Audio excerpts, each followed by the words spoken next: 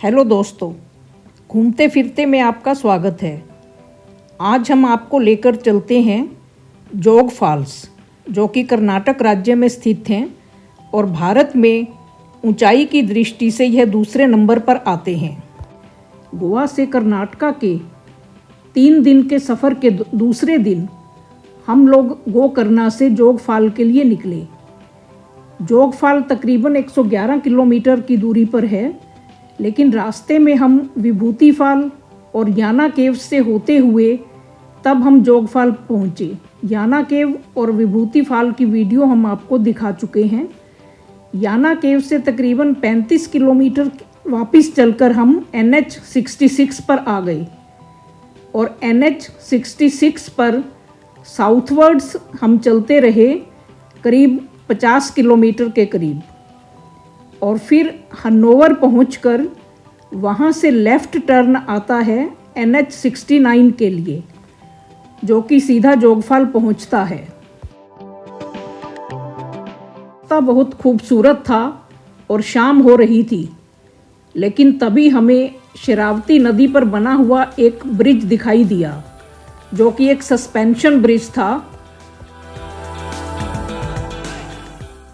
इस पुल का निर्माण उड़ीगिरी गांव की पंचायत ने शरावती नदी के पार के गांवों को जोड़ने के लिए करवाया था, लेकिन नदी पर बना हुआ ये सस्पेंशन ब्रिज बहुत खूबसूरत लग रहा था, तो हमने थोड़ी देर यहाँ रुककर फोटोग्राफी की।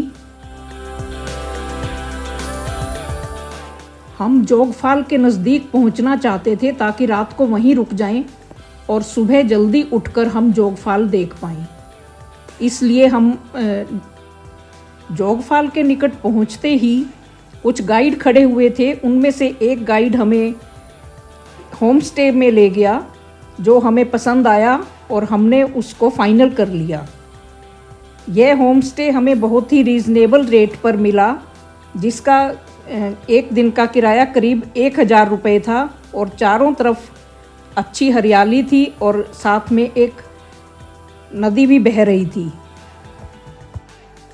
यह स्थान जोग फॉल से करीब 1-1.5 किलोमीटर की दूरी पर ही था।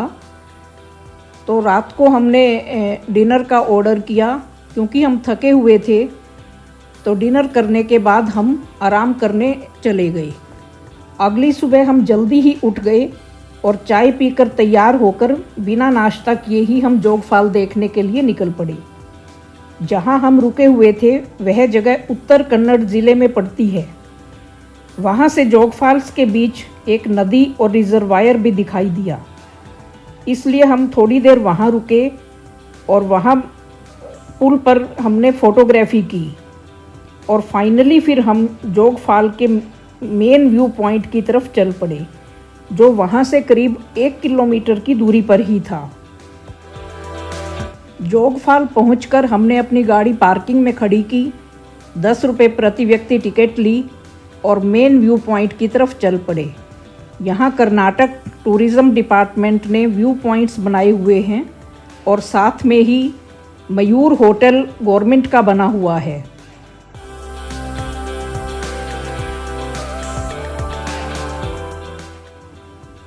हमें दूर से ही पानी की धाराएं दिखाई दी।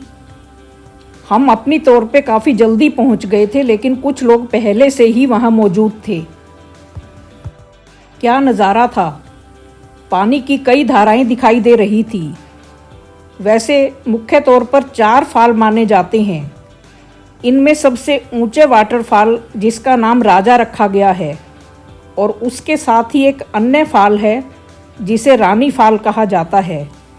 इसके अतिरिक्त रोरर, जो कि चट्टान पर गिरकर काफ़ी शोर करता है, और रॉकेट नाम दिया गया है। पूरी घाटी में बादलों के बीच से बहती पानी की धाराएं गजब का नज़ारा पेश कर रही थी। वैसे तो आजकल सभी के पास मोबाइल हैं और मोबाइल में बहुत अच्छे कैमरे भी हैं, तो सभी अपनी फ़ोटोग्राफी खुद कर लेते हैं, लेकिन इसके बावजूद प्रोफेशनल फ़ोटोग्राफ़र्स वहाँ आपको बहुत ही खूबसूरत फ़ोटो बनाकर दे सकते हैं। तो हमने भी यादगार के तौर पर उनसे एक फ़ोटो करवाई और जो उन्होंने थोड़े ही समय में हमें प्रिंट आउट लेकर दे दिया, तो हमने यादगार के तौर पर उसे अपने साथ रख लिया। वैसे जोगफाल देखने का बेहतरीन समय जुलाई अगस्त होता है, क्योंकि उस समय मॉनसून अपने चरम पर होती है। हम अगस्त के आखिरी सप्ताह में यहाँ पहुँचे थे, लेकिन उसके बावजूद हम वह नज़ारे नहीं देख पाए जब पूरी घाटी पानी से सरोबार होती है। लेकिन फिर भी 850 फीट की ऊंचाई से पानी का गिरना वास्तव में ही अद्भुत लग रहा था। जोग फॉल्स की यह खूबसूरती विश्व प्रसिद्ध है। वैसे भारत का यह दूसरे नंबर पर ऊंचाई की दृष्टि में जोग फॉल माना जाता है और नंबर 1 मेघालय में आता है। जोग फॉल्स को देखने के लिए 3 स्थानों पर व्यू पॉइंट्स बने हुए हैं। एक यह स्थान जहां पर हम खड़े होकर देख रहे थे, यह शिवमोगा ज़िले में पड़ता है। इसके अलावा इसके बेस तक पहुंचा जा सकता है, जिसके लिए 1400 सीढ़ियां बनी हुई हैं, लेकिन मॉनसून के सीज़न में जिन्हें बंद कर दिया जाता है। इसके अलावा इस पॉइंट से 2-3 किलोमीटर की दूरी पर ब्रिटिश बंगला है, वहाँ से इसके लिए व्यू पॉइंट बने हुए हैं। इसके पश्चात हम वापस रिजर्वायर की तरफ आए, क्योंकि हमें बताया गया कि रिजर्वायर में बोटिंग की जा सकती है। तो हम नदी के किनारे पर आ गए और रिजर्वायर में जहाँ काफ़ी बोट्स खड़ी हुई थी, वहाँ हमने बोटिंग के लिए टिकट ली। प्रति व्यक्ति 150 रुपया हमें टिकट का लगा और पैडल बोट हमने चलाई। बोटिंग करते हुए रिजर्वायर में कोई पानी की मात्रा बहुत अधिक नहीं थी, तो थोड़ी दूर हम जब बोटिंग करके लेके गए तो हमारी बोट मिट्टी में फंस गई।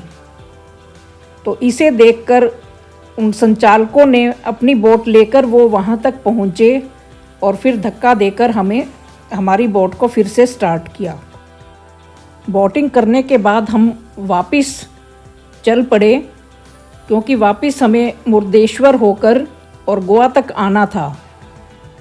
यहाँ से 2-3 किलोमीटर चलने के बाद ब्रिटिश बंगला व्यू पॉइंट पड़ता था, तो हम उस पॉइंट पर रुके और फिर हम वहाँ गाड़ी खड़ी करके चलते हुए हम उस व्यू पॉइंट तक पहुँचे। यहाँ पार्किंग के पास कई दुकानें भी बनी हुई थी और काफ़ी पर्यटक भी यहाँ पहुँचे हुए थे। यहाँ से देखने के लिए कई व्यू पॉइंट बने हुए हैं। यहाँ से जोग फॉल्स काफ़ी नज़दीक से दिखाई देते हैं।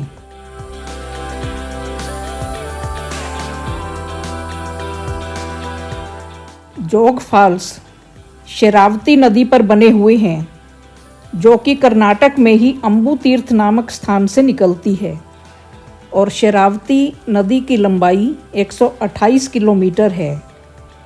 जोग फॉल्स, जिन्हें गेरुसप्पा फॉल्स भी कहा जाता है, ये 30 किलोमीटर की दूरी पर हनोवर स्थान पर यह नदी जाकर अरब सागर में मिल जाती है। इस व्यू पॉइंट से वाटरफॉल्स थोड़ा नज़दीक से दिखाई दे रहे थे, तो पानी का गिरना और बहुत अधिक वॉल्यूम में हमें दिखाई दे रहा था। यहाँ से 11 किलोमीटर दूर लिंगम मक्की नामक स्थान पर एक रिजर्वायर बनाया गया है और पावर प्लांट है, जिससे कि कर्नाटक में बिजली की आपूर्ति होती है। वहाँ रिजर्वायर में बोटिंग भी की जा सकती है और वहाँ से बोटिंग करके एक आइलैंड तक पहुँचा जा सकता है, लेकिन ये सब मॉनसून में आजकल बंद किया हुआ था।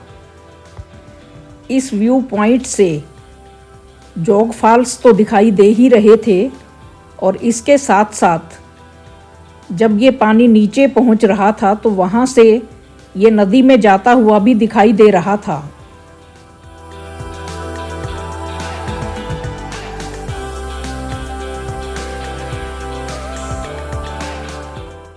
कुछ समय रुककर हम पानी का गिरना और पानी का बहना देखते रहे और फिर क्योंकि हमें आज ही गोवा भी पहुंचना था, इसलिए इच्छा न होते हुए भी हमें वापस जाना ही था, तो हम जल्दी से अपनी गाड़ी में बैठे और फिर अगले मंजिल के लिए हम चल पड़े। आशा है आपको हमारी यह वीडियो पसंद आई होगी। इसे लाइक और शेयर करना न भूलें। Thank you.